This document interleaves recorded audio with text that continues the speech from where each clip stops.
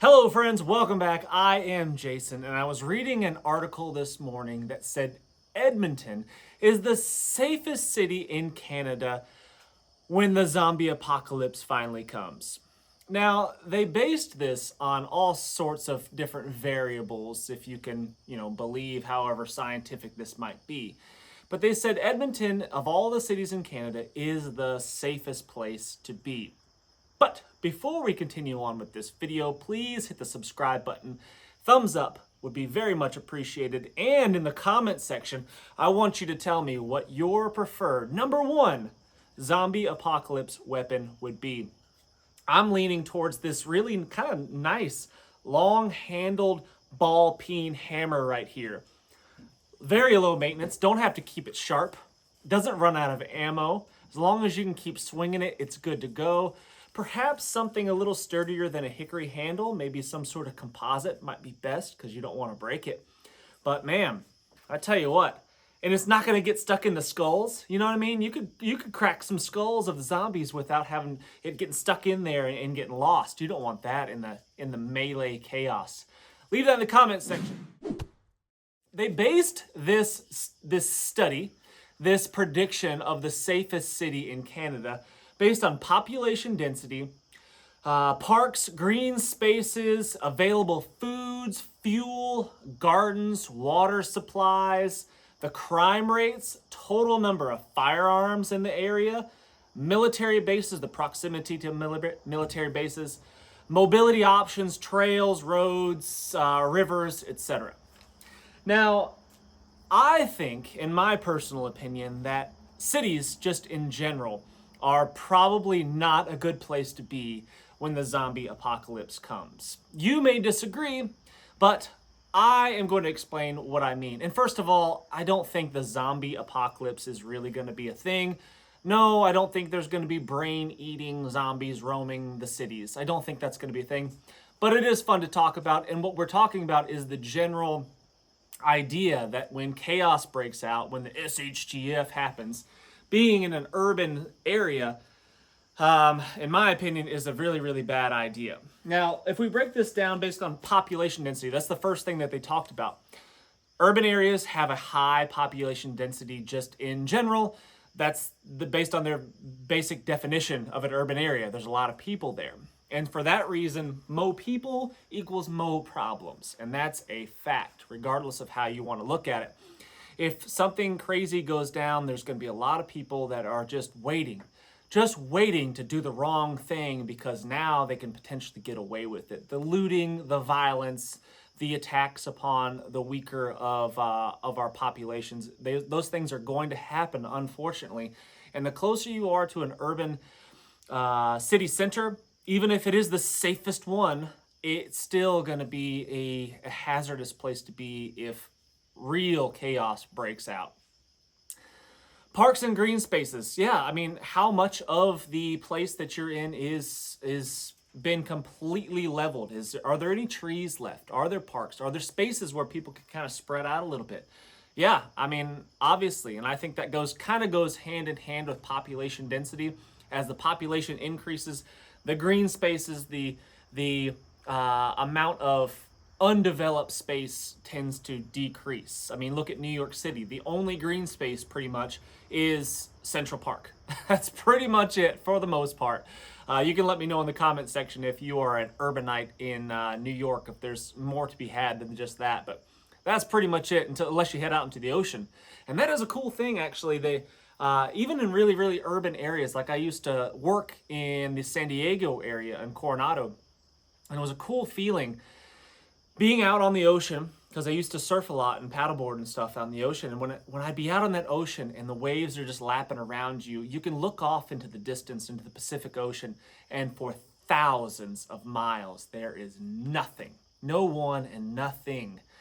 And then you turn around, and right behind you is this city of millions of people.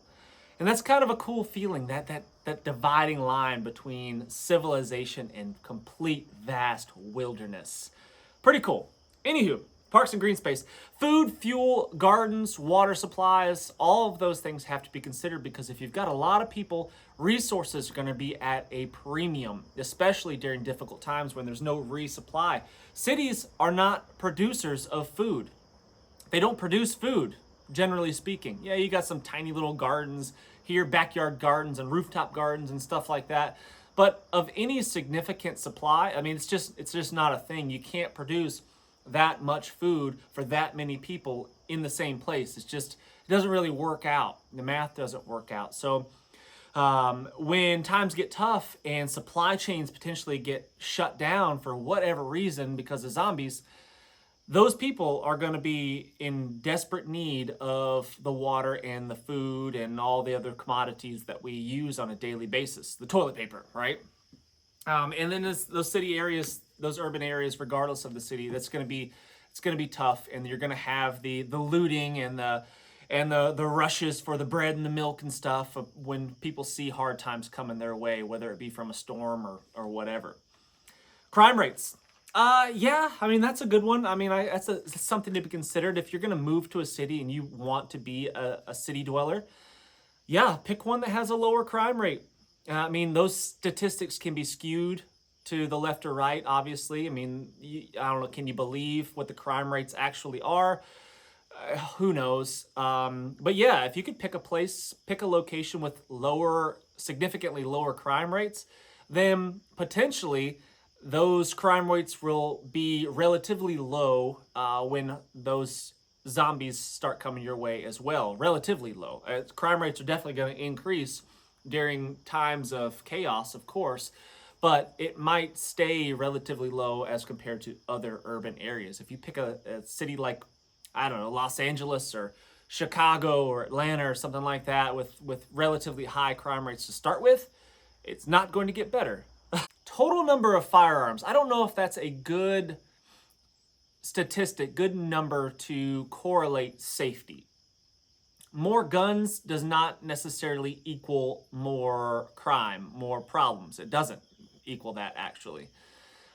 Just because there's low number of firearms in an area does not mean that the crime rate is going to be low. Look at cities where it's illegal to carry firearms and their gun violence is off the chain, it's super high. So having that as one of your statistic measures of a safe place to be is not really the total crime rates. Now that one probably is, but the total number of firearms, it doesn't really matter. Everyone around here where I live has a gun. So if you look at percentage wise, it's probably 100% or right at 100% of how many people own guns. If you look at a city area, it's less. A city that doesn't allow you to have a firearm perhaps, the crime rate is still going to be higher. Violent crimes is going to be higher than it is here, percentage-wise. So that's not a very good stat, in my opinion, to base where you want to be during the zombie apocalypse. Proximity to military bases, how many there are, maybe not. You know, if you can trust the government, it's going to keep you safe. You know, perhaps you could hide behind the military bases fences and they're armed to the teeth and they got the tanks and all the things ready to protect you from those zombies. Maybe not. I wouldn't put all my faith in that basket, that's for sure. Mobility options: trails, roads, dirt roads, back roads, water. Can you use the river as transportation to move about and in and out of the city? That's a good one. I think mobility is a big one, especially when you're talking about an urban survival type setting. Can you get out of there? Are there alternative routes? Are you locked in by a couple of bridges? Is that your only way? If that's the case, that's a bad spot to be in, and hopefully you see the danger coming from a long ways away. So mobility is going to be life, I think, in an urban city. You have a way to get out of there as far as boats, four-wheel drive vehicles, motorcycles. You have a way to get around. So anyway, guys, I'd love to hear what you think about this in the comments section. It's fun talking about these types of things. No, I don't think the zombies are coming. And I do not want people to live their lives in fear. I want you to live your life to the fullest. But I do think in order to do that, we need to be prepared. We need to have a certain level of preparedness. Please hit that thumbs up, subscribe if you haven't done so already. And man, until next time, what's the worst that could happen? Let's go on 3.